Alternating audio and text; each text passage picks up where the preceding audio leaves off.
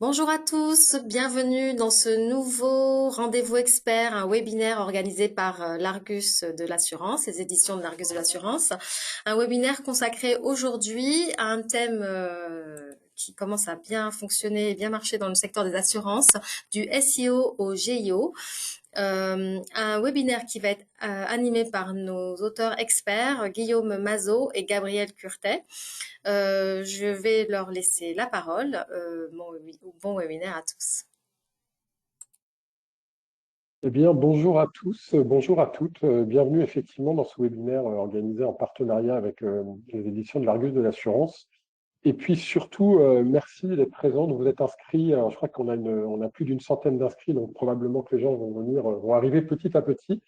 Merci de vous être inscrits, d'avoir consacré un peu de votre temps pour partager sur ce sujet. Ça prouve que le sujet de l'IA en général et particulièrement du GEO en particulier est un sujet qui porte, est un sujet porteur.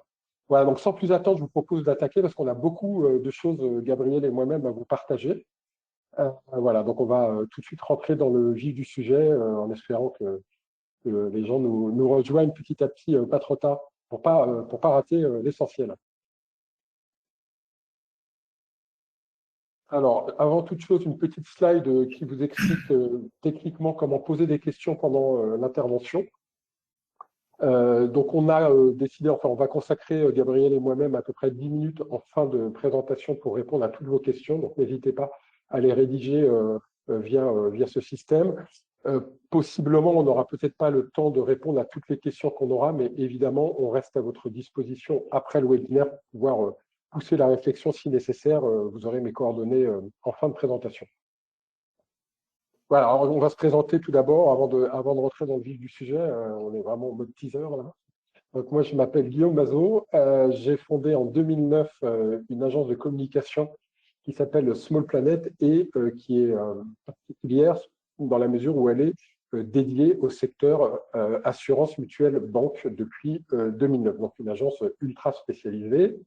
Je suis l'auteur d'un livre qui s'appelle La communication digitale des assureurs, stratégie et leviers digitaux, qui vient de paraître aux éditions de l'Argus de l'assurance en octobre dernier, que je vous invite chaudement à avoir dans votre bibliothèque.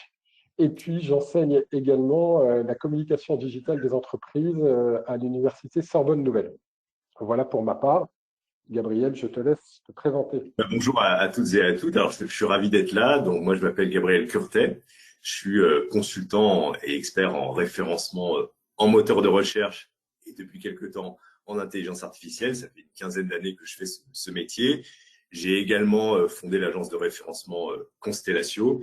Et puis, je suis membre de l'Association française de linguistique appliquée, qui est la branche française de l'Association internationale de linguistique appliquée, qui regroupe des laboratoires et des chercheurs en sciences du langage. Je suis enfin membre du groupe de réflexion Le Cercle de la Donnée, qui explore les différentes facettes de la donnée et l'empreinte, pour ainsi dire, que la donnée peut avoir sur les sujets sociaux, économiques, voire politiques. Merci beaucoup, Gabriel. Ben, écoutez, on va rentrer dans le vif du sujet. Carrément avec effectivement un changement de paradigme qu'on va vous expliquer. Donc la première partie va être, j'ai envie de dire, consacrée au contexte général dans lequel on évolue. Et puis sur la deuxième partie, on va rentrer véritablement, et vous verrez de façon assez précise sur les techniques nécessaires à la réalisation de campagnes de GEO.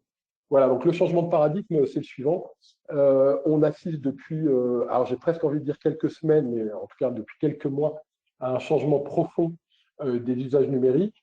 Donc ça prend plein de formes, mais la forme principale, c'est la suivante. Depuis à peu près une vingtaine d'années, quand on avait besoin d'aller chercher une information sur Internet, que ce soit pour son personnel, enfin sa partie personnelle ou sa partie professionnelle, on passait par Google. Quand je dis Google, on passait par les moteurs de recherche, mais Google trust la quasi-totalité des recherches. Donc ça, c'était et c'est toujours évidemment le cas, mais depuis 20 ans, c'était le réflexe. J'ai besoin d'une info, j'ai besoin de me renseigner, j'ai besoin de comparer. Je vais chez Google et je tape sur le moteur de recherche. Aujourd'hui, ben, tout ça est en train de changer, c'est ce qu'on va voir dans le détail. De plus en plus de personnes passent par les IA pour leurs questions, et notamment certaines catégories de population. On va voir évidemment tout ça. En tout cas, c'est un état de fait qu'on ne peut ignorer. Alors, pourquoi cette bascule? Il y a plein de raisons et on pourrait rester des heures sur les raisons pour lesquelles, petit à petit, on passe du monde Google au monde IA. Nous, on en a retenu trois. Alors, évidemment, on peut échanger, ça peut être contestable, etc. Mais en gros, si on schématise et si on va à l'essentiel, pourquoi on bascule de Google à l'IA et pourquoi, quand on met le doigt, j'ai envie de dire, c'est dans le pot de confiture, quand on met le doigt dans l'IA, c'est difficile de ressortir, parce que ça répond plus directement et plus clairement, plus précisément, plus directement, plus clairement. Ça, c'est une certitude. Parce que l'IA compare, et ça, c'est un vrai changement important, majeur par rapport à ce qui existe jusqu'à présent avec les moteurs de recherche, puisque jusqu'à présent, jusqu'au jour d'aujourd'hui, quand on va sur Google ou sur d'autres moteurs de recherche, on tape notre demande, on a une dizaine de propositions qui apparaissent sur la première page, et on va aller cliquer sur les URL pour comparer ces différentes propositions qui nous sont poussées par Google. Donc, il y a un vrai travail de comparaison qui est fait par nous-mêmes. Avec l'IA, c'est un phénomène qui va complètement se transformer puisque l'IA fait ce boulot. Alors, on peut évidemment le déplorer hein, parce que pour le cerveau humain, ce n'est pas forcément très bien parce qu'on sous-traite, j'ai envie de dire, cette partie de comparaison à l'IA. Donc, ça peut être considéré comme quelque chose de négatif, mais c'est une réalité. L'IA va faire ce job qu'on faisait avant, d'aller comparer à notre place et ça change tout finalement aux usages qu'on a avec Internet puisque l'IA va personnaliser sa réponse en fonction de votre prompt et pas uniquement en fonction de votre prompt. Il va également personnaliser votre réponse en fonction de votre historique sur l'IA, que ce soit ChatGPT ou un autre. Vous avez un historique et l'IA va tenir compte de cet historique pour vous pousser la réponse qui lui semble la plus importante. Donc, vous imaginez bien les dégâts, j'ai envie de dire, par rapport au choix et les incidences de cette innovation. Et puis, dernier point avant d'avancer, donc c'est un changement récent, je le disais, c'est un changement ultra rapide, pour ne pas dire plus. Alors, je n'ai pas de données chiffrées, mais je pense que Gabriel me rejoindra sur ce point-là, et j'espère sur les autres. On n'a pas souvenir dans l'histoire des innovations d'une innovation technologique qui prend aussi rapidement. C'est assez fulgurant. On a tendance à dire, par exemple, que pour Facebook, il a fallu entre 5 et 6 ans pour que le marché bascule et soit mûr. Avec les IA, ça se compte en quelques mois, voire en quelques semaines. Donc, c'est récent et c'est ultra rapide. Et ça, c'est deux données qu'il faut que vous ayez en tête. Alors, les conséquences pour vous et pour votre visibilité digitale, elles sont évidemment multiples et majeures. On pourrait aller encore en présenter plein. Moi, je me suis arrêté sur une conséquence particulière qui est très parlante. Dans les moteurs de recherche traditionnels, en gros, en moyenne, on va considérer que 3 marques qui font un bon boulot de SEO et peut-être un peu de SIA vont capter, on va dire, à peu près 69-70% des clics, hein, ce qui est déjà considérable. Les autres marques, hein, toutes les autres, vont se partager le reste. Bon, ce phénomène-là, j'ai envie de dire, de réponse prioritaire, il va évidemment se produire avec l'IA, mais de manière encore plus amplifiée, vous vous en doutez, puisque l'IA ne va pas proposer 10 réponses comme le fait Google. L'IA va pousser une réponse prioritaire en fonction de votre prompt, et vous imaginez bien les conséquences que ça peut avoir sur votre personal branding, sur votre marque d'entreprise, sur vos produits, puisque avec Google, on avait la possibilité d'être sur la première page si on faisait bien son job et d'être dans les premières occurrences et donc de faire partie des 4, 5, 6 URL qui allaient être cliquées. Avec l'IA, c'est terminé. En gros, hein, c'est terminé. Il y a une proposition qui sort et donc les autres disparaissent. Et c'est pour ça, effectivement, que c'est un changement majeur et essentiel dans vos stratégies de communication. Alors, il faut le savoir, j'en ai parlé un petit peu en amont, il y a deux populations qui ont déjà basculé. Quand je dis basculé, c'est-à-dire que, en gros, on peut considérer qu'elles ont remplacé les moteurs de recherche traditionnels par l'IA, en tout cas en majorité. Les premières, c'est les digital natives, hein, donc on va dire les presque 14-24 ans, 18-24 ans. Moi, j'ai fait évidemment j'ai la chance d'avoir encore des jeunes autour de moi, donc j'ai fait un petit sondage autour de moi, et ils sont tous, en tout cas dans les milieux urbains, ils ont tous basculé et Google, pour eux, c'est le monde d'avant. Hein, et pour tout, hein, que ce soit pour choisir des vacances, faire une recette de cuisine, chercher son prochain stage, tout se fait sur l'IA. Donc, ça représente à peu près 9 millions de personnes. Et puis, il y a une deuxième population, qu'on appelle un peu pompeusement les early adopters. En gros, c'est les personnes qui, généralement, sont les premières à tester, à prendre en main les innovations technologiques. Donc, généralement, c'est des urbains assez jeunes, CSP+, digitalisés, qui représentent également 9 millions de personnes. Donc, évidemment, ces deux populations, hein, digital natives et early adopters, elles se croisent, hein, elles s'entrecroisent. Il y a une partie de la population qui fait partie de ces deux segments. Donc, en gros, on peut considérer qu'entre 15 et 18 millions de personnes ont déjà fait le pas entre les moteurs de recherche traditionnels et les IA.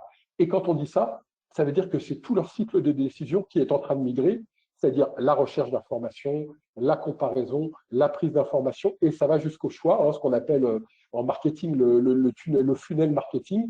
Tout ce cycle de décision qui auparavant était sur Google ou les moteurs de recherche bascule sur les IA. Donc là, il y a une véritable migration sur deux populations essentielles. C'est des populations qui généralement drainent et poussent les autres qui suivent. Donc ça veut dire quoi? Ben, ça veut dire tout simplement que la bataille de la visibilité, elle ne se jouera bientôt plus uniquement sur Google, mais sur les IA génératives. Le mot uniquement, je l'ai mis volontairement en capital parce que c'est un mot que vous pouvez déplacer dans la phrase. Vous pouvez lire la phrase comme ça, et puis vous pouvez aussi lire la phrase de la manière suivante. La bataille de la visibilité ne se jouera bientôt plus sur Google, mais uniquement sur les IA génératives. Le monde de demain, c'est probablement ça. Donc, il ne faut pas tout jeter, effectivement, mais on peut considérer effectivement que le uniquement, il peut bouger et se rapprocher des IA génératives à terme. Alors, pourquoi il faut s'en préoccuper maintenant? Parce que vous pourriez très bien me dire 15 millions de personnes sur 68 millions de Français, le marché n'est pas encore mature, il y a encore du temps pour s'installer, ça reste une minorité. Eh bien, il faut s'en occuper dès maintenant et dès aujourd'hui pour trois raisons principales. La première, mais ça c'est le cas pour toutes les innovations, c'est quand il y a des early adopters, quelle que soit la technologie, ça a été Internet, ça a été les réseaux sociaux, le reste de la population va suivre, c'est une évidence. Et on l'a vu, elle va suivre normalement très rapidement. La deuxième raison pour laquelle il faut s'en préoccuper maintenant, c'est parce que la révolution a déjà commencé. Et quand je dis ça, phrase un peu provocatrice, ça veut dire qu'en fait, les IA, elles apprennent à partir des sources qui sont déjà en ligne. Et donc, plus vite vous avez vos sources qui sont en ligne, plus vite vos sources et le travail que vous faites en amont, ce travail est reconnu par les IA, et plus fort est votre implantation sur les IA. Donc, elles sont déjà en train, évidemment, de recueillir des milliards et des milliards d'informations, et elles apprennent à partir des sources qui sont déjà là. Donc, plus tôt on est en source, et mieux c'est. Et puis, la troisième raison qui est à la deuxième, c'est que la nature a horreur du vide. Donc, ça veut dire quoi? Ça veut dire que si on attend que le marché soit mature pour commencer à se positionner, eh ben on prend un risque énorme. C'est le risque de laisser la place aux autres. Alors, je ne sais pas si parmi vous, il y en a qui ont fait du football, et moi, c'est mon cas. Dans les entraînements de football, on avait des entraîneurs qui nous disaient, par exemple, sur les corners, premier poteau, premier servi. Ben, c'est exactement ça. Hein. C'est comme sur la ruée vers l'or aux États-Unis. Les premiers qui installent leur tente sur le terrain, eh bien, ils auront un avantage indéniable par rapport aux autres. Donc, ce n'est pas parce que le marché, pour le moment, ne concerne que 15 millions de personnes qu'il faut le mettre de côté, parce que c'est maintenant qu'il faut s'installer pour avoir ce qu'on appelle, nous, la rampe de situation. Et qu'est-ce que c'est la rampe de situation? Ben, c'est ça, hein, les marques qui agissent dès aujourd'hui sont les marques qui seront visibles et légitimes demain. Donc, c'est maintenant que ça se joue. Et si effectivement vous ne le faites pas maintenant, mais vous l'avez compris, d'autres le feront à votre place, et ce sera beaucoup plus difficile, une fois qu'il y a des marques installées, de venir, j'ai envie de dire, je vais reprendre une image sportive, de venir s'enfoncer dans le pack et de jouer des épaules pour être visible. Donc c'est vraiment, on est à un moment charnière de cette situation. Alors pourquoi vous êtes particulièrement concerné et pourquoi on a décidé de faire ce webinaire avec l'Argus de l'assurance? Quand je dis vous, je dis en gros le secteur assurance mutuelle banque. Alors il y a probablement des gens parmi les personnes qui participent à ce webinaire qui font partie d'autres secteurs. Donc je pense que vous allez vous reconnaître dans ce que je dis, mais c'est effectivement particulièrement vrai pour votre secteur à vous, le secteur assurance banque mutuelle. Pourquoi? Parce que c'est un secteur avec une concurrence très importante et des offres, on ne va pas se mentir, il peut y avoir des différences spécifiques, il peut y avoir des services spécifiques, mais en gros, les offres qui sont proposées, qui sont poussées sont sensiblement les mêmes, hein, une MRH et l'UMRH, etc. Donc, forte concurrence, offre proche, c'est donc un secteur dans lequel on a besoin, et les internautes ont besoin d'aller se renseigner, d'aller comparer, d'aller pousser la réflexion avant de prendre un choix. Deuxième raison, c'est un secteur dissensible, c'est un secteur qui touche à la santé des personnes, à la protection, au patrimoine personnel, à la transmission. Gabriel en parlera un petit peu plus tard, notamment dans les références Google, et on ira un peu plus dans le détail, mais c'est un secteur évidemment très sensible. On n'achète pas une assurance ou une mutuelle comme on achète une baguette de pain. Et donc là aussi, c'est un véritable appel d'air pour les IA, parce que qui dit secteur sensible dit besoin de se renseigner, besoin d'aller un peu en profondeur. Et effectivement, dans ce secteur-là, très probablement, les internautes feront beaucoup de sollicitations sur les IA génératives. Et puis, c'est lié à ça, c'est un acte d'achat tout sauf impulsif, c'est un acte d'achat réfléchi qui demande là encore qu'on se renseigne, qu'on compare, qu'on aille chercher des informations. Ça veut dire que secteur très concurrentiel, secteur avec des offres qui sont quand même globalement à peu près similaires, secteur sensible, touchy, parce que c'est un secteur qui touche à sa sécurité, à sa santé, à son argent, et secteur d'achat réfléchi, le secteur coche vraiment toutes les cases de ce que j'appelle l'IA sollicitation. On a vraiment toutes les cases pour lesquelles on se dit véritablement, quand le marché s'amature, et déjà pour les premières populations, on a besoin de l'IA pour choisir un partenaire, et les gens vont passer par l'IA pour choisir un partenaire. C'est moins le cas dans d'autres secteurs d'activité, vous vous en doutez bien. Alors le géo, une fois qu'on a fait, j'ai envie de dire, ce panorama qui bouge tous les jours, hein, peut-être que demain, si je fais une présentation, elle sera différente, mais une fois qu'on a fait ce panorama à l'instant I de l'IA, eh bien, on considère que le géo, excusez-moi, c'est une ressource possible et importante pour pouvoir vous positionner par rapport à tout ce qu'on a vu et faire en sorte que votre marque, que ce soit encore une fois votre marque personnelle ou votre marque d'entreprise, s'installe sur l'IA de façon forte et pérenne. Donc le géo, qu'est-ce que c'est? Je pense que vous connaissez tous ce que c'est, mais c'est toujours bien de revenir au basique. Donc si j'essaye, moi, de faire, alors chaque définition, c'est subjectif, hein, mais si j'essaye de faire une définition la plus simple, la plus resserrée, la plus compacte possible, je la dirais de la manière suivante. Le géo, c'est une méthode, et le mot méthode, vous allez voir qu'il a vraiment son sens, puisqu'on va rentrer dans la méthode avec Gabriel. Donc, c'est une méthode qui vise à rendre une marque visible et crédible, donc poussée par les réponses produites par les IA génératives. Visible et crédible, c'est hyper important. C'est le couple gagnant dans le géo, et on va le voir dans le détail. La visibilité seule n'est pas suffisante, c'est nécessaire mais pas suffisant. Il faut avoir ce couple visibilité, crédibilité. Et quand on dit crédibilité, c'est autorité. Et ça, on va le voir dans le détail, comment on fait pour avoir de l'autorité et de la visibilité. C'est vraiment ce mariage qui fait la différence pour que les IA, quand elles sont sollicitées par un internaute, aillent vous chercher en priorité. Et donc, gardez bien en tête, on aura toujours cette espèce de duo visibilité, crédibilité, c'est ça qui fait la différence.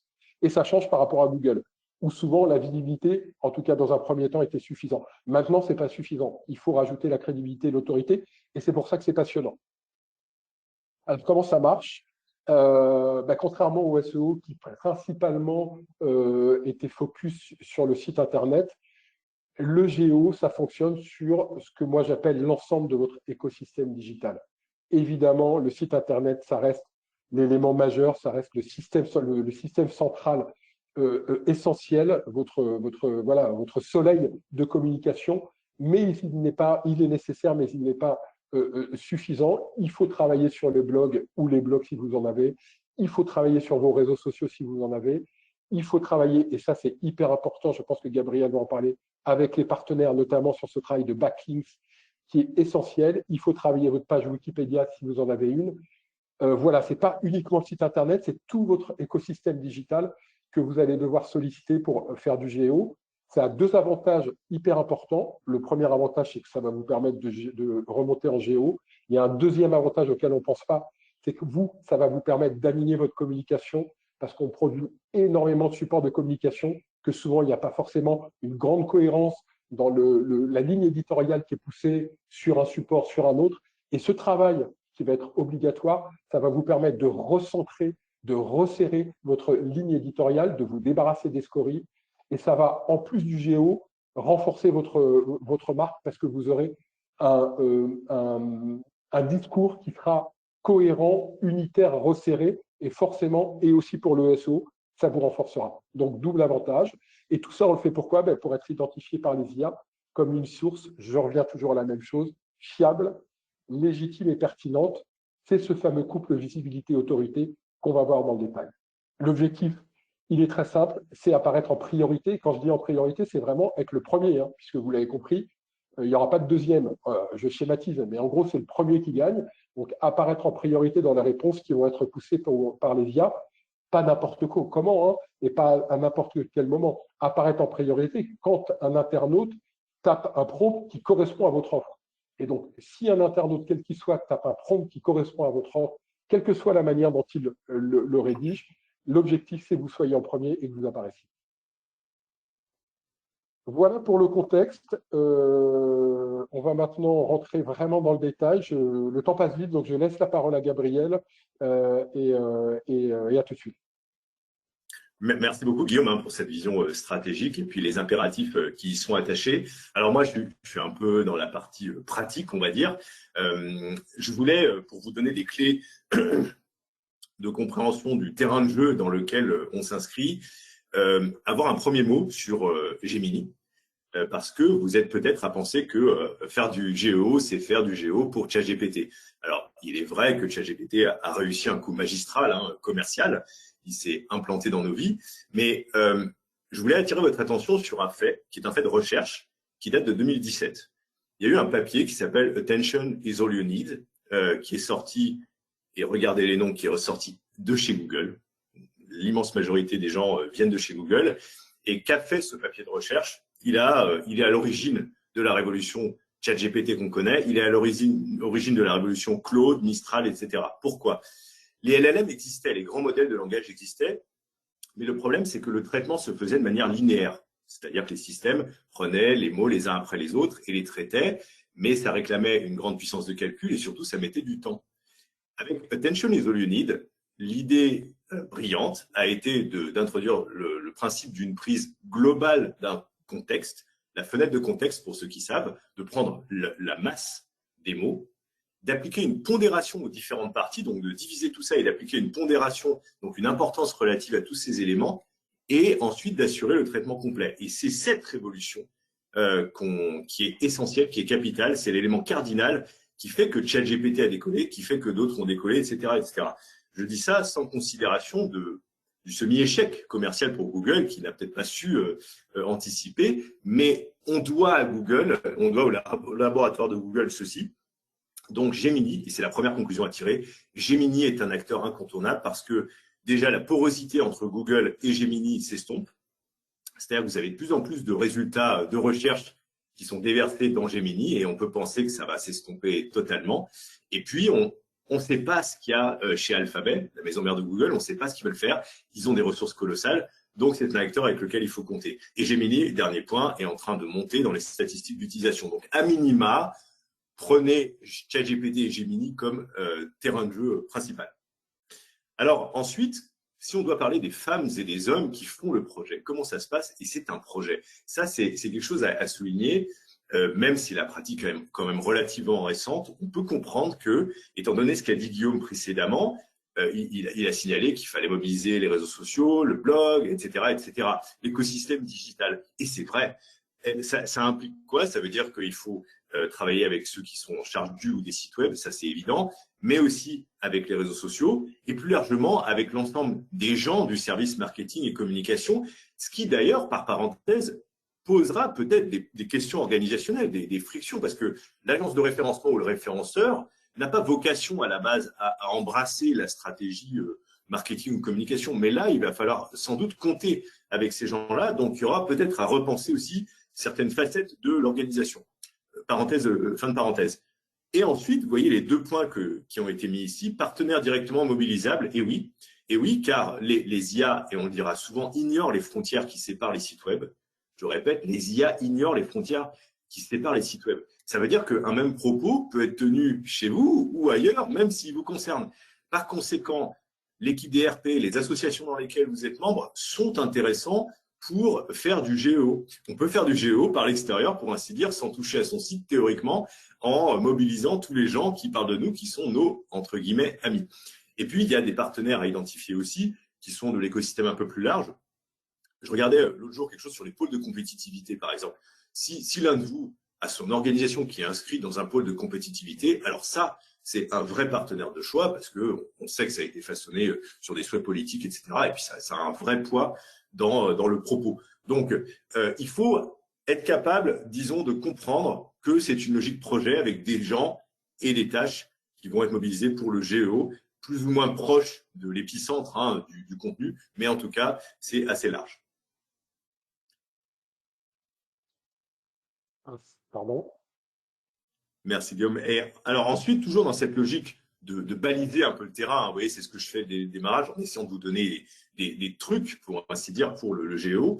Il faut être capable, et ça on le voit sur le terrain, de dresser un inventaire des espaces de contenu. Rien de tel qu'une vue synoptique, c'est-à-dire une vue qui permet d'embrasser tout d'un coup, rien de tel qu'une vue synoptique des contenants. C'est-à-dire de là où vous allez pouvoir mettre votre message. Alors là, je suis revenu sur votre organisation, sur les espaces propres. Donc, éminemment, c'est le ou les sites web. Éminemment, ce sont les réseaux sociaux avec les classiques, mais ça peut être par parenthèse Reddit, puisque vous n'êtes peut-être pas sans savoir que Reddit est en train de monter. Mais ceci étant dit, si vous allez sur Reddit, il ne faut pas y aller à moitié. Il faut vraiment y aller, faut vraiment que vous soyez sûr de votre fait. Reddit, qui est un réseau social de questions-réponses. Donc, si tes réseaux sociaux, il faut savoir un petit peu, et c'est ce qu'on fait, nous, sur la pratique, hein, on regarde avec le client où est-ce qu'on pourra mettre des contenus. Et puis, ce qui est un peu le parent pauvre hein, des stratégies de référencement, ce sont les noms de domaine. Mais dites-vous bien que le nom de domaine, qui est une partie du système DNS, qui organise sur la planète la gestion des lieux abstraits, où on peut mettre des contenus, hein, google.com c'est un nom de domaine, c'est important. Un truc de référencement naturel qui est aussi valable en intelligence artificielle, bien que ce soit un signal faible, c'est de renouveler son domaine pour 10 ans. C'est-à-dire que vous êtes peut-être habitué à le renouveler chaque année, mais si vous le renouvelez pour 10 ans, bah c'est tout bête, mais ça donne un signal, ça envoie un signal, parce que c'est interprété, d'une entité qui croit en l'avenir, qui croit en elle, et donc il y a quelque chose de positif là-dedans. De la même manière, si vous avez un nom de domaine depuis 20 ans, le même, ça n'a pas bougé, vous êtes toujours le propriétaire, c'est tout bête, mais c'est un facteur positif en référencement. Donc, vous voyez, on fait l'inventaire. Ensuite, autre inventaire, alors où il faut être un peu moins exigeant là-dessus, mais c'est intéressant d'aller là-dedans, de commencer à regarder quand on travaille en géo, c'est mais où est-ce qu'elles prennent leur information, les IA. Alors, certaines sont plus ou moins bavardes là-dessus, sur le sujet. La meilleure, c'est Perplexity. Donc, une autre chose à savoir, une autre pratique, c'est regarder ce que dit Perplexity, parce que Perplexity, qui est réputé pour être l'IA des thésards, on va dire, l'IA des gens qui veulent approfondir un sujet, en particulier parce qu'elle cite les sources, et ça, c'était sa force, c'est toujours sa force, c'est d'expliciter où est-ce qu'elle a trouvé l'information. Donc, Perplexity, vous prenez des sujets qui vous concernent, qui concernent votre organisation, votre entreprise, et vous les tapez, vous regardez ce que dit Perplexity. C'est intéressant, ça vous permet d'appréhender le genre d'endroit où les IA font leurs courses. Et puis, si vous pouvez, vous avez une démarche d'abstraction par généralisation en vous essayant de comprendre un peu les catégories de sites dans lesquels elles prennent leurs informations. Voilà donc un balisage général du terrain de jeu. Hein. Donc, retenez que Gemini, il faut l'inclure. Retenez que c'est un projet dans le plein sens du terme, dans le sens avec des tâches, etc., etc. Maintenant, rentrons un peu dans les actions qu'on peut mener. Et avant de parler des propos même qu'on pourra tenir dans le site web, il faut avoir en tête que les IA sont des IA, des signaux, et c'est ce qu'a très bien dit Guillaume d'ailleurs, des signaux de crédibilité. On a, et c'est important à avoir en tête, historiquement, on a un document que vous avez sous les yeux, le Search Quality Rater Guidelines, qui, il y a quelques années, a fuité. Donc, c'est une fuite à l'origine de chez Google. Et c'était fort intéressant parce que ce document qui a fuité nous renseignait sur ce que Google donnait à ses évaluateurs humains. Donc, il avait des gens qu'il réunissait et il leur donnait pour tâche d'évaluer des scénarios de recherche du moteur de recherche google.com. Et il donnait des indications. Il disait, ben voilà, quand un site web est numéro 1, allez voir la page en question, regardez l'émetteur du site web, est-ce qu'il est fiable, etc. Allez même à l'extérieur du site, regardez les avis, etc. Donc, il donnait des indications sur ce qu'il voulait voir fait, sur le scénario idéal de recherche. Et ça a été une mine d'or pour les gens du référencement naturel. Et c'est aujourd'hui aussi une mine d'or pour les gens du référencement en IA parce que les facteurs que donne Google alors, sont toujours présents dans Gemini, mais sont hautement présents dans les intelligences artificielles parce qu'une fois qu'on les dit, on comprend que c'est intuitivement quelque chose qui certes, est le résultat de recherche et de développement, mais qui nous parle. Et on va y venir justement à ces facteurs. Donc, retenez qu'il y a des facteurs qui ont été explicités par Google dans un document qui à l'origine a fuité et qu'aujourd'hui Google rend public parce que à chaque fois ça fuitait. Mais en tout cas, c'est une mine d'or pour nous et ça nous guide. Alors, le guide, qu'est-ce que c'est? On apprend quoi dans ce document? On apprend qu'il y a deux choses importantes. La première, sur laquelle je vais passer vite parce que Guillaume en a déjà parlé, c'est YM. Your Money, Your Life. En gros, qu'est-ce que ça veut dire? Ça veut dire que Google a identifié qu'il y avait des sujets, des domaines d'activité, des domaines de recherche où il y avait comment dirais-je, merci, pas de question pour l'instant, c'est très clair, merci, où il y avait, comment dirais-je, de la sensibilité. Tout ce qui a fait au patrimoine de santé, au patrimoine financier, c'est sensible. Pour vraiment comprendre, imaginez le cas qui s'est produit avec Baidu, d'ailleurs le moteur de recherche, d'un internaute qui fait une recherche sur un problème de santé, qui est dirigé par le moteur de recherche sur un résultat, qui suit la prescription qui est donnée et qui périt. Eh bien, figurez-vous que ça s'est produit en Chine il y a quelques années, où Baidu a mal orienté l'internaute. C'est exactement la bête noire des moteurs de recherche. Il ne veut pas que pour des décisions qui ont un impact sur la santé ou sur les finances, il y ait n'importe quoi qui soit dit. Par conséquent, pour revenir à ce qui nous intéresse, vous qui êtes dans ce domaine-là, vous êtes en plein là-dedans.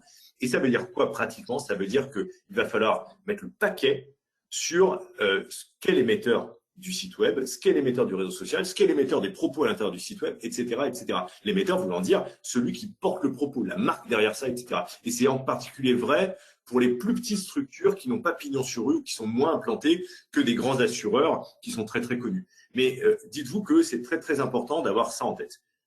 Ceci étant dit, EEAT, nous allons voir en fait ce que recouvre ce crible dont je vais parler maintenant. Alors, Google dit à ses évaluateurs humains, et encore une fois, c'est valable pour les intelligences artificielles, face à un résultat, regardez si les critères sont remplis. Alors, le critère que je trouve le plus difficile, c'est celui-ci.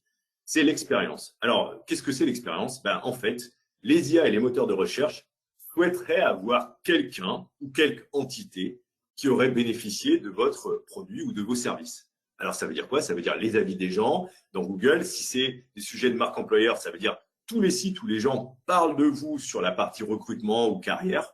Donc, c'est pas à l'intérieur de vous, c'est vraiment d'autres sites qui parlent de vous.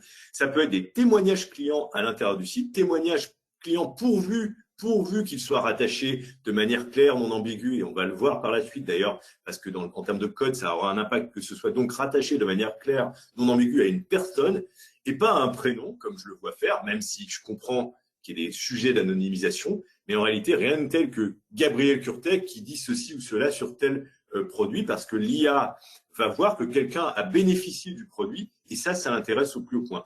Donc, il faut câbler son esprit en se disant, est-ce que quelqu'un pourrait pas témoigner? Alors, c'est le fameux témoignage client. Est-ce qu'il n'y a pas des avis qu'on pourrait un peu solliciter à l'extérieur, sur des sites reconnus, sur des sites web, etc., etc. L'expérience est donc très, très importante. C'est ce qu'il y a en face. C'est la personne qui utilise en face notre service. Le deuxième élément du crible, à travers lequel passent les contenus, remarquez d'ailleurs, je fais une petite parenthèse ici, que je suis en train de vous parler de ce qui environne le propos. Je ne vous ai pas dit, faites des phrases, mettez des mots-clés. Là, je vous dis juste les signaux généraux qui sont importants pour avoir un espoir de voir son propos traité par une IA. Voyez-vous, donc c'est ça qui est quand même dingue, c'est que je suis en train de vous donner vraiment les choses périphériques, mais bien entendu qu'on va rentrer dans le fond, dans le dur par la suite. L'expertise, alors ça, c'est plus facile. C'est pas si facile que ça, mais disons que les IA vont chercher à savoir si vous êtes ou pas expert de votre domaine, pour le dire vite.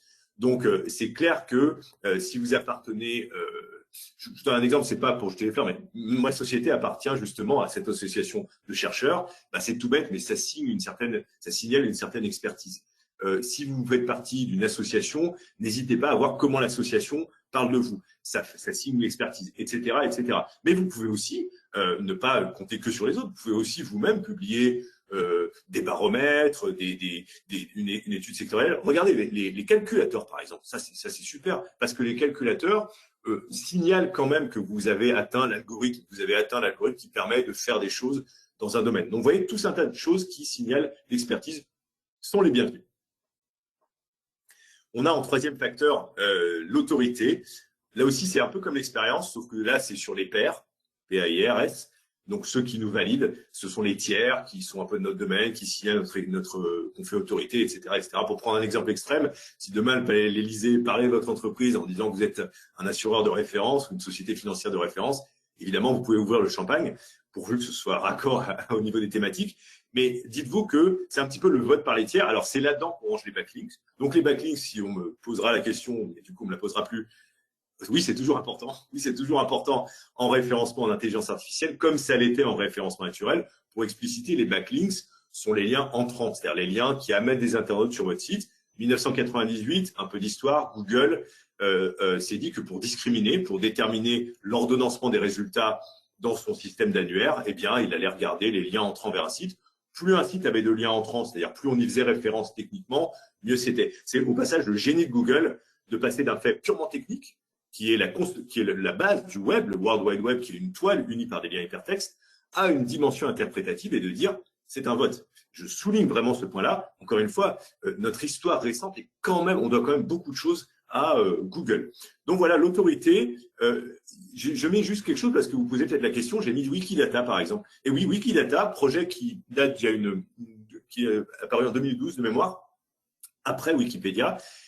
Pour avoir des traces de Wikidata, dans Wikipédia, dans les fiches, en haut à droite, vous avez des boîtes d'informations. Et ben en fait, ça peut être de l'information qui est prise de Wikidata. Wikidata, c'est un projet de base de données de connaissances planétaires sur le monde. Ça fonctionne sur une dichotomie avec la lettre Q et la lettre P. Q, ça désigne les objets, comme par exemple l'Argus de l'assurance édition, qui est un objet.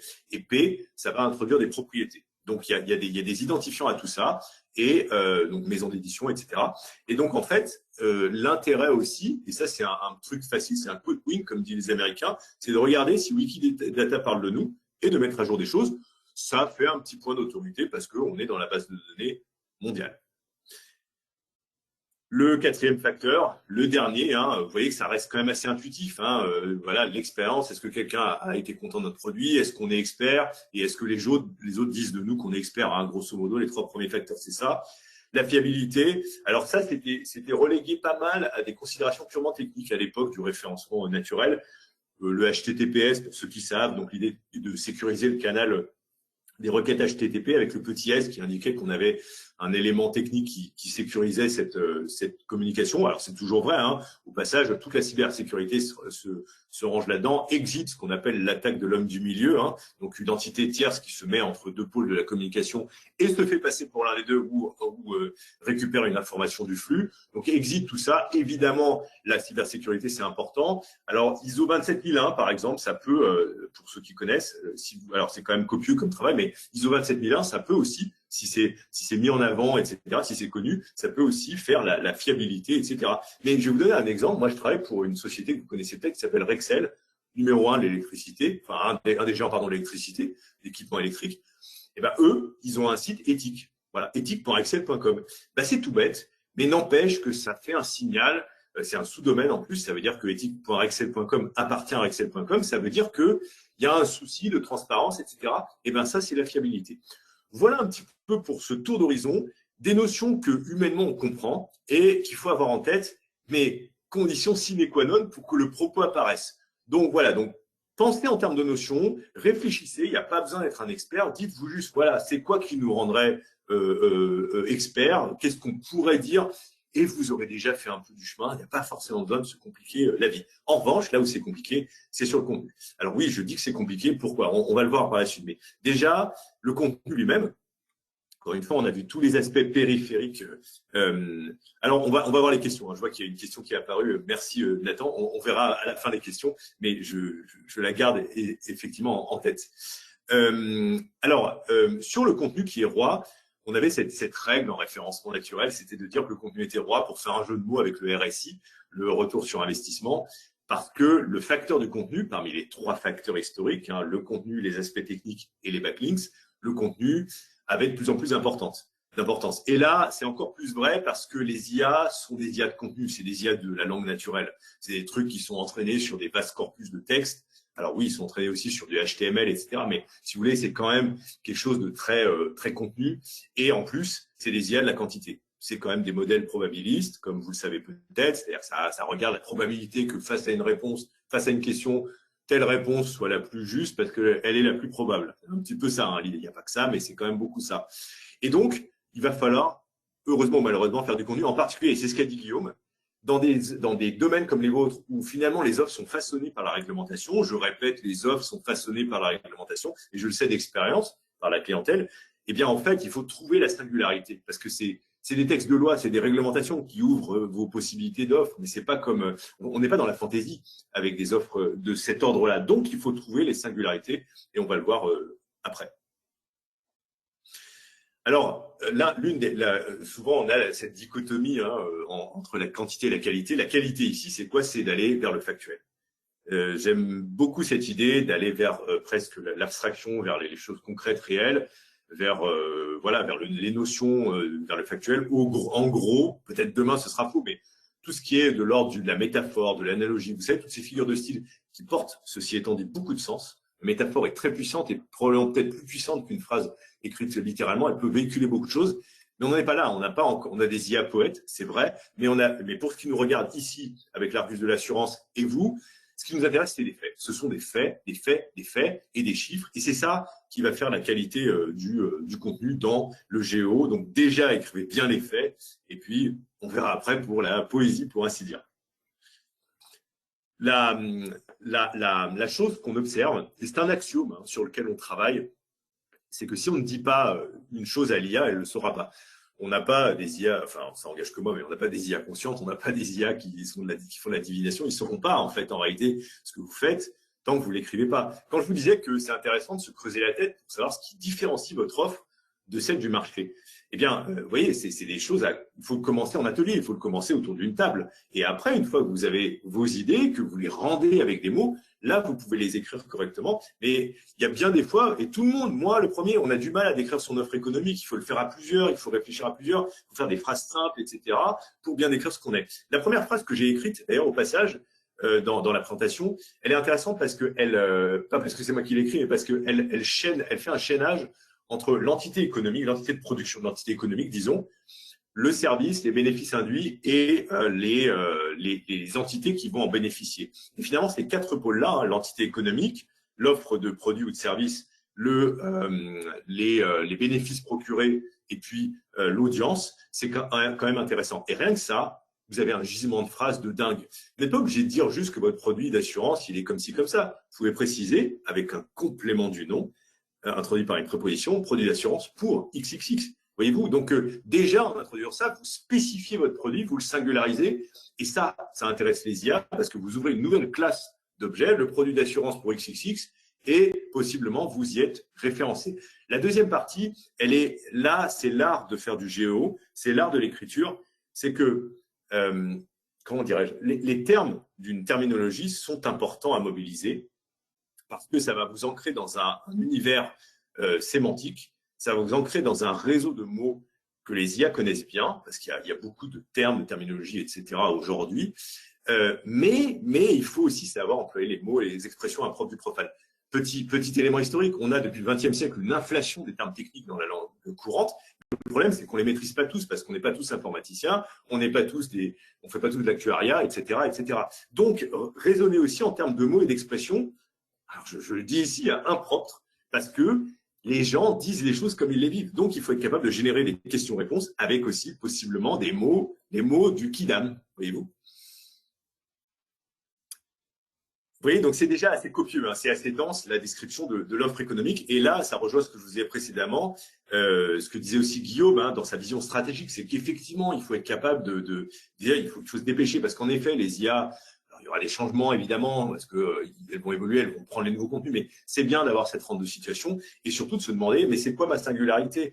Alors, singularité, c'est un mot qui est un peu connoté en ce moment d'ailleurs pour des raisons techniques, de recherche, etc. Mais trouver, pour ce qui nous regarde, ce qui distingue, isole, singularise, etc., ce qui vous sort du lot. En fait, il n'y a qu'un numéro 1, soyez-le. Soyez-le. Donc après, il faut trouver la classe. C'est un peu ce que je vous disais précédemment dans le fait d'ouvrir des catégories données par des substantifs et leur complément du nom. C'est ça qui est intéressant, c'est de trouver comment vous pouvez être numéro 1 dans cette classe. Et puis, les chiffres clés, pourquoi c'est important? Parce que c'est une nourriture non ambiguë, bonne, de mesure du factuel finalement. Donc, il y a beaucoup de choses qui se mesurent, mais on n'a pas aussi l'habitude de réfléchir à soi, à ce qu'on fait. On peut trouver des chiffres partout, en fait. Hein. Donc, il faut les trouver, il faut les expliciter et faire des phrases simples, etc. Vous voyez, rien que ces 2 diapos, en réalité, on pourrait faire que ça, c'est déjà beaucoup, hein, parce qu'encore une fois, c'est du travail. On a exploré la description de l'offre économique avec ces idées un peu denses, hein, et il y a aussi l'idée d'exploiter des gisements de contenu. Alors là, c'est tout le sujet de ce que les gens vont se demander, vont se poser comme question sur votre offre. Alors, moi, je connais une société américaine qui en a fait sa spécialité d'aller vous aider à remonter ce qu'il y avait dans les services clients pour voir les interactions, les frictions, etc. Mais c'est vrai que les frictions et les questions, quand vous y songez, on a une collègue avec Guillaume d'ailleurs qui nous parlait des problèmes que rencontrent les gens, parce que c'est bien joli de dire une offre, mais c'est très intéressant de savoir aussi les problèmes de la vie réelle des gens. Tout ce qui pose problème, tout ce qui est sujet à question, en réalité c'est un gisement de contenu pour nous et donc pour les IA, puisque je rappelle que là on est dans le propos d'alimenter les IA avec un contenu dans l'espoir qu'elles nous référencent, dans l'espoir qu'elles amènent du contenu chez nous. C'est complètement ça. C'est heureux ou malheureux, mais il est vrai qu'avec cette course, on est en train d'alimenter des IA pour avoir en retour dans cette relation économique tripartite, pour ainsi dire, de la part des IA, des internautes intéressés, parce que on s'est signalé à leur attention, à l'attention des IA. Voilà un contenu que je juge parfait. Je le juge parfait pour plusieurs raisons. La première, c'est qu'il a un format qui répond, qui épouse le format conversationnel qui n'est pas du tout celui de Google. Google qui, par parenthèse, est resté annuairiste, et c'est péjoratif dans ma bouche, il est resté annuairiste et on vous propose une liste de pages web. Alors, il ne fait pas que ça, il a évolué, mais on n'empêche qu'il est quand même tributaire de cet héritage technique, malgré tout le bien que je peux en penser.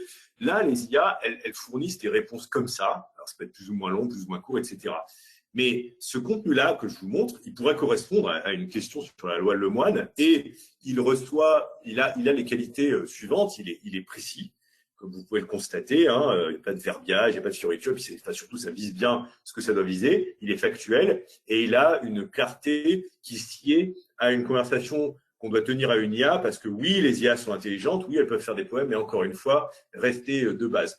Pour que ce soit bien ancré dans votre tête, écrivez niveau CM2, ce sera très bien déjà, parce que déjà de dire les faits, c'est important, mais dites-le en mode CM2, ce sera très bien. Voilà, déjà voilà. Et donc, précision, clarté, factuelle, on n'est pas là pour faire de la poésie, encore une fois. Mais en tout cas, ça, c'est très, très important. Et puis, dernier point qui est important sur les trucs de contenu, on peut appeler à la rescousse les sciences classiques et au plus haut niveau la logique, hein, qui a au moins 2500 ans d'ancienneté, et les préoccupations sur ce qu'on appelle l'implication, avec ce qui va avec, les conditions nécessaires et suffisantes. Moi, je vous donne un algorithme, pour ainsi dire. Un algorithme, c'est un ensemble d'espaces, un ensemble d'étapes, une suite d'étapes précises pour résoudre un problème. Hein. Dans le fond, un algorithme, c'est ça, hein, techniquement. Il se trouve qu'on a des algorithmes informatiquement, etc., etc. Mais l'algorithme que je vous donne, c'est quoi? C'est un truc pour vous dire, voilà, j'écris quelque chose, par la négative, je me demande si je le retirais, ça ébrécherait le propos.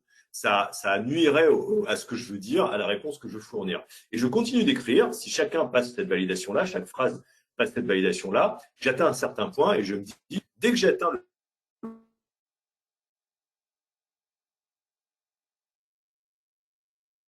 On t'a perdu, Gabriel. Gabriel, on vous entend plus. Gabriel. Ah. Alors. Je demande juste une seconde, on va interrompre, on va essayer de prévenir Gabriel et on revient tout de suite.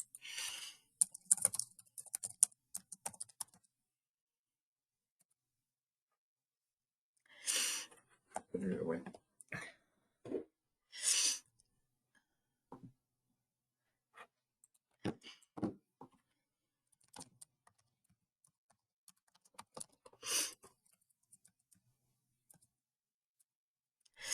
Oui, on vous entend plus.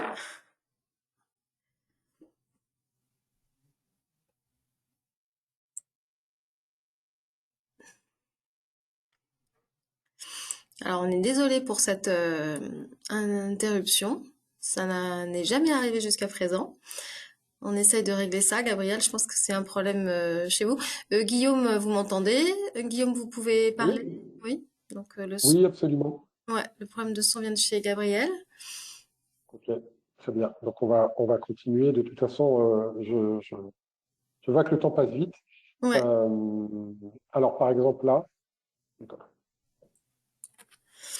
Hein, Guillaume, Gabriel, on vous voilà entend. par exemple Ouais. un exemple. Ah oui, donc on va continuer comme ça. Mm. Voilà par exemple un exemple très très concret. On va rentrer vraiment dans le concret d'une recherche qui peut être émise par un prompt des mots, du nuage de mots, j'ai envie de dire de l'ensemble de la syntaxe qu'il faut utiliser pour être efficace. Donc je vous laisse découvrir tout ça. Vous êtes jeune conducteur, vous avez votre permis en poche et votre voiture est prête à l'utilisation. Il vous reste encore une chose à faire, le choix d'une couverture auto. Oui, c'est une disposition à laquelle vous devez vous soumettre en tant que conducteur, etc. Je ne vais pas tout lire, mais en gros, voilà ce qu'on peut trouver comme à la fois demandes et réponses qui peuvent être générées pour faire ressortir une marque au niveau de l'IA. Et notamment, là, on parle évidemment des FAQ, parce que les FAQ vont avoir une importance encore plus majeure, j'ai envie de dire, qu'elles ne les avaient jusqu'à présent, puisque les IA vont notamment aller chercher dans les FAQ un certain nombre d'informations, de réponses aux questions que se posent les internautes, qui sont finalement ces questions qui sont l'équivalent de prompt.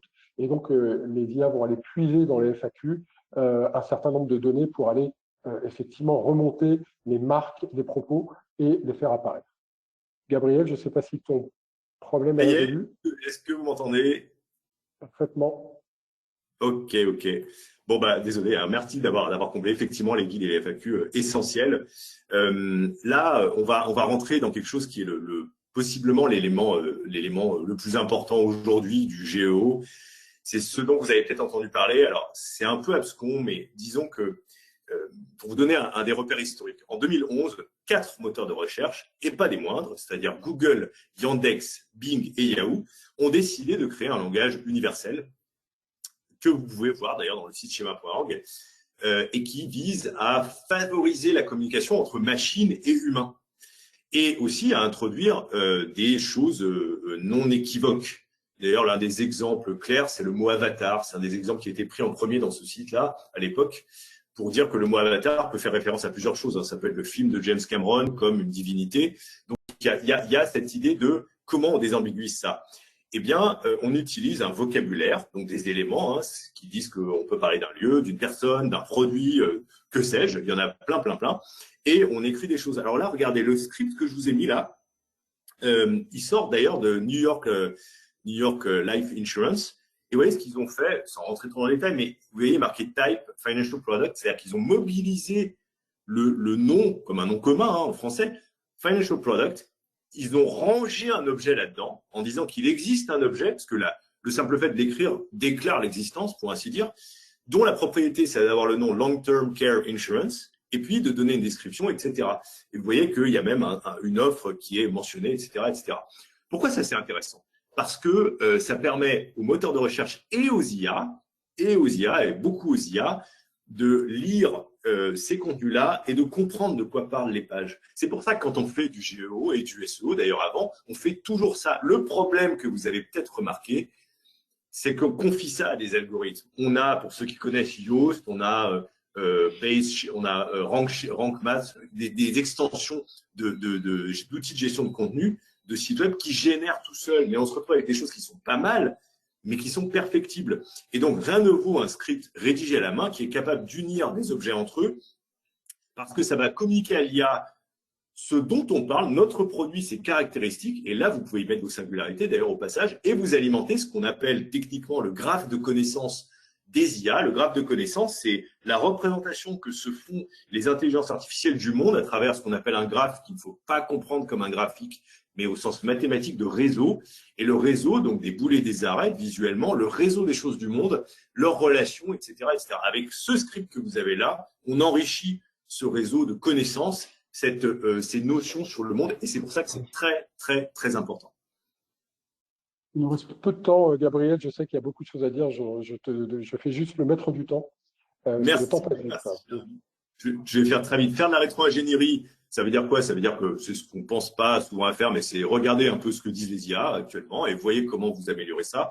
Il existe même une technique qui s'appelle la technique du gratte-ciel en référencement naturel, mais dont on peut user avec profit ici, qui vise à prendre les contenus existants, les améliorer, produire un meilleur contenu, et puis deuxièmement, contacter les entités qui faisaient déjà référence aux anciens contenus pour proposer le nôtre en vue d'une meilleure qualité, d'une meilleure reconnaissance. Le technique, je passe très vite. Remarquez d'ailleurs que j'ai une seule diapositive sur le technique. Voilà, ça c'est incroyable. C'est-à-dire qu'en fait, c'est pas que je connaisse pas. Je connais le HTML, JavaScript, etc. et CSS, mais c'est juste que il faut pas s'exciter sur le technique. Oui, il faut coder en HTML. Oui, il faut bien, enfin, il faut que comment dire, que vous ayez les éléments classiques du SEO qui soient renseignés. C'est très bien. Historiquement, le HTML sert aussi à annoter, enfin sert à annoter, sert à organiser le contenu. Et on a toujours ça aujourd'hui, même si on l'utilise pour des questions de forme beaucoup, mais ça reste quand même un moyen d'enrichir le propos. Donc il faut faire du HTML, mais tant qu'à faire, vous excitez pas trop sur le codage du site. Concentrez-vous sur du schéma Power à la limite, plutôt que de chercher à optimiser le JavaScript en réduisant la taille du code JavaScript, par exemple. Vous voyez ? Voilà, ça c'était pour la présentation. Donc un rappel, hein, donc les idées les choses qui vont environner les signaux avec EEAT. Vous aurez la présentation bien entendu, et ensuite le fond du propos, à savoir dire ce qu'on fait, ce qu'on est, ce qui est pas facile, pas si facile que ça, et mobiliser schéma Power dans une écriture de qualité, c'est-à-dire pas poétique, mais vraiment très factuel, niveau CM2, n'est-ce pas? La singularité, la première, c'est que c'est un travail d'équipe. On l'observe, hein, c'est un travail d'équipe avec ce que je vous disais, les questions organisationnelles qui vont se poser. Question de légitimité aussi, parce que le entre guillemets petit référenceur dans son coin, bah, il a peut-être pas aussi, déjà il a peut-être pas vocation à piloter des gens, et puis ça va poser des questions, hein, clairement. Mais c'est un travail d'équipe, en tout cas, il faut fédérer les talents et les esprits. La logique conversationnelle, là je m'arrête un tout petit peu là-dessus. Il faut quand même comprendre le saut qu'on a vécu grâce à Google, mais en même temps Google là il a mal fait son travail commercial. On est passé quand même d'un univers de pages web référencées en annuaire à des propos qui sont ici et pléthore de questions possibles que peuvent se poser les gens. Ça veut dire que cette logique conversationnelle dont on a des traces en informatique dans les années 60 avec un chatbot qui s'appelle Elisa, qui d'ailleurs était un thérapeute, dont le but c'était de poser des questions sur les réponses à chaque fois. Donc ça faisait une illusion de thérapeute, n'est-ce pas? Eh bien, en bref, cette logique conversationnelle, elle était là virtuellement dans le projet informatique, elle est réalisée aujourd'hui, et c'est pas Google qui est le futur. Clairement, Google nous maintient dans un monde d'annuairiste, c'est son métier, et c'est pas bien. Là, il faut raisonner en termes de logique conversationnelle. Ça veut dire que vous écrivez, et ça, c'est un peu le problème. On va alimenter des IA avec des FAQ, des trucs comme ça, ce qui peut poser des questions aussi hein, sur le devenir de demain des sites web. Hein. Et autre point intéressant qui singularise les choses, c'est que la marque fait la légitimité. Plusieurs remarques par rapport à ça.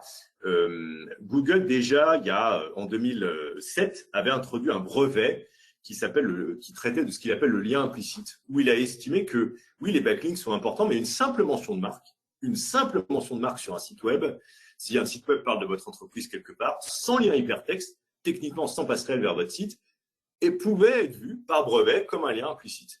Et c'était ouvrir la porte, il y avait un avant et un après en référencement, c'était ouvrir la porte au fait que la marque, déployée un peu à droite, à gauche, va signaler quelque chose. Et donc, aujourd'hui, dans les IA, il faut que votre marque soit en quantité signalée. Il faut qu'on en parle, etc. Les mentions sont importantes. On peut penser, par parenthèse, que demain, on aura un retour historique vers ce qui historiquement était la marque, c'est-à-dire le marquage au fer rouge du bétail, des esclaves, etc. Eh bien, sans doute que demain, on va devoir marquer au fer rouge, pour ainsi dire, avec une marque, les propos qu'on va tenir dans un site web ou ailleurs, puisqu'on va avoir des IA qui vont générer tout et n'importe quoi. Donc, il faudra authentifier l'émetteur du message. Donc, pensez en termes de marque. Faites-vous citer un peu partout. On a aussi, dernière singularité, je passe très vite, les partenaires de l'entreprise, on a vu pourquoi ils jouaient un rôle décisif. Hein, donc on peut passer. Il y a cette citation, mais c'est pas très grave. Voilà, en tout cas, la pondération des facteurs techniques est importante. Et puis, voilà, une perspective sur le futur avant de passer aux questions-réponses, aux indicateurs. On peut penser que demain, il faudra être des architectes de la connaissance avec tout le bagage technique qui va avec. Donc, il faudra être capable de créer notamment des bases de connaissances, de travailler, de savoir ce que sont des ontologies, d'être capable de comprendre la logique des graphes, des réseaux, et puis, plus généralement, d'avoir cette aptitude à l'abstraction. Donc là, c'est un peu ça se trouve pas sous le symbole d'un cheval, mais en tout cas, voilà, ce sera sûrement les compétences futures qu'il faudra avoir. Là, c'est une question que vous pourriez me poser. D'ailleurs, vous me la poserez plus si j'ai été clair. C'est comment on fait pour suivre. Ben, il y a deux manières. En fait, il y a la manière pratique, manuelle, qu'on fait souvent. Mais bon, c'est pas honteux. Hein. C'est de regarder où est-ce qu'on apparaît à la main, chaque mois, chaque fois, régulièrement. Bah voilà, est-ce qu'on apparaît là-dedans ou pas. Et il y a trois endroits. Hein. C'est le prompt, la réponse au prompt, et puis la source qui a servi à confectionner le prompt. Donc voilà, est-ce qu'on est visible ou non? C'est une information binaire. Ça, on le fait très bien. Et ça produit le résultat, même si c'est biaisé. Hein, ce qu'a dit Guillaume tout à l'heure, c'est vrai, c'est biaisé, mais bon, c'est mieux ça que rien du tout.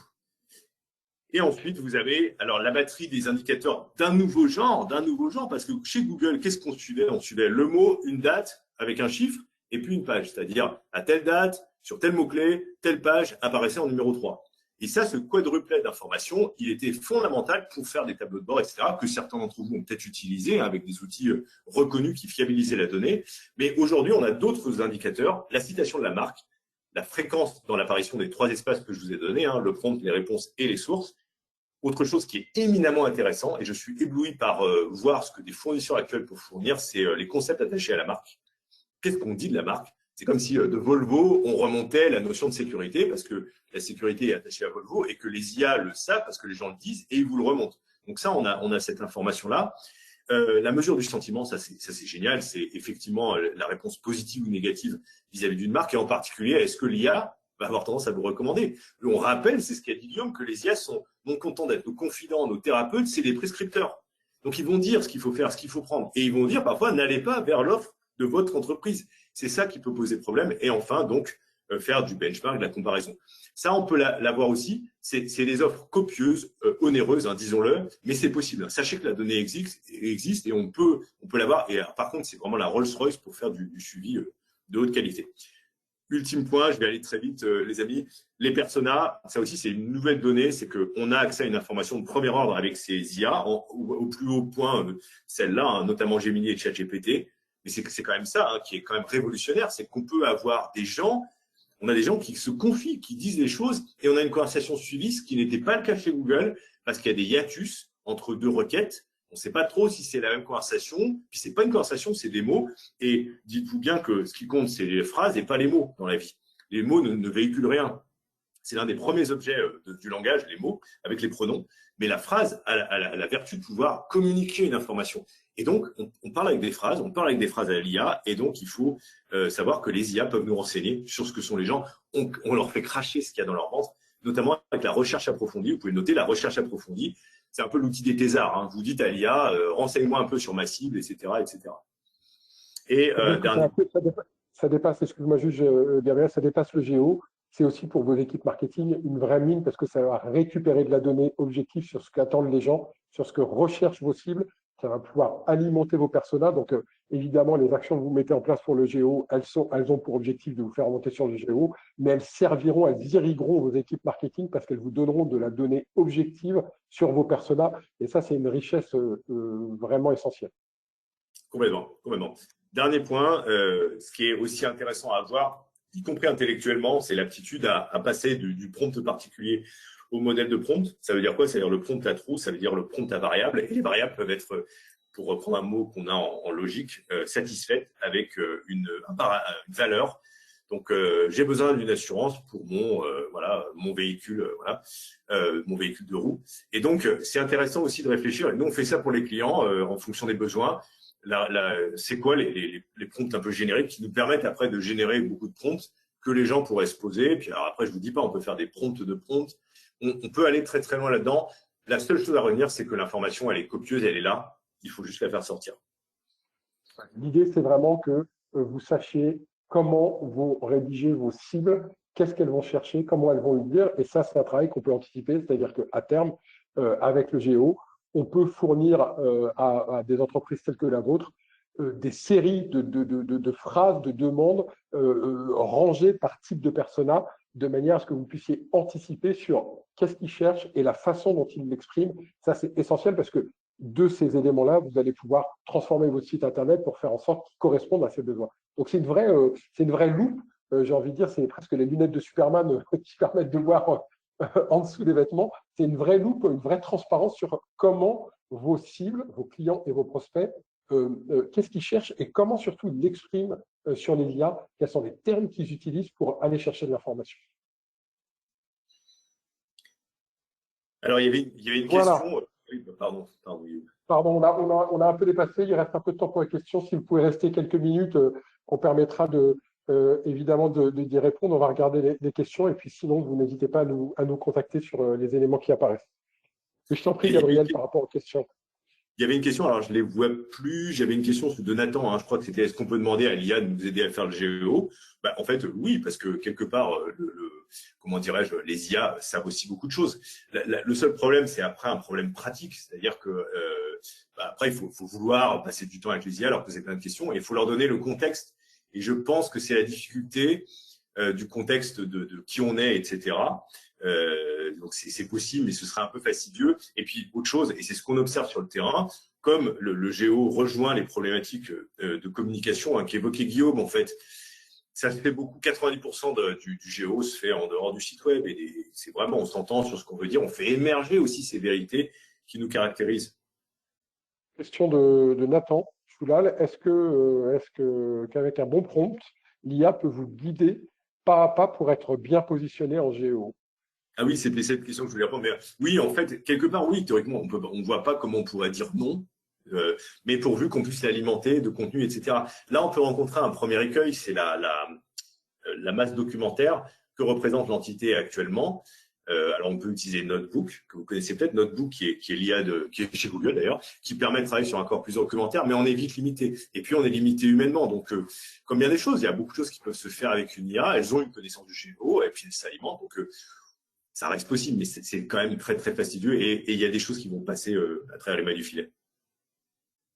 Je crois qu'on a fait le tour des questions. Merci beaucoup pour votre attention. Je vous laisse le livre. N'hésitez pas avec le petit lien si vous souhaitez commander pour aller un peu plus loin. Et puis, si vous souhaitez prolonger la conversation, parce qu'on a essayé de dire beaucoup de choses en peu de temps, mais on pourrait rester des semaines et des semaines à parler de Géo. Donc, n'hésitez pas à me contacter, contacter Gabriel. On se fera un plaisir d'organiser un petit rendez-vous pour aller un peu plus loin et répondre à vos questions supplémentaires. Voilà. Merci beaucoup en tout cas de votre participation. On espère que ça vous a intéressé. C'est une première partie, mais il y a plein de choses à dire, comme vous l'avez compris, donc on reste à votre disposition. Très bonne fin de journée à vous tous. Merci, bonne fin de journée à vous. Bonne Eh bien, journée. merci à tous et bonne fin de journée et à très bientôt pour un nouveau rendez-vous expert des éditions de l'Argus de l'assurance. À bientôt. Au revoir.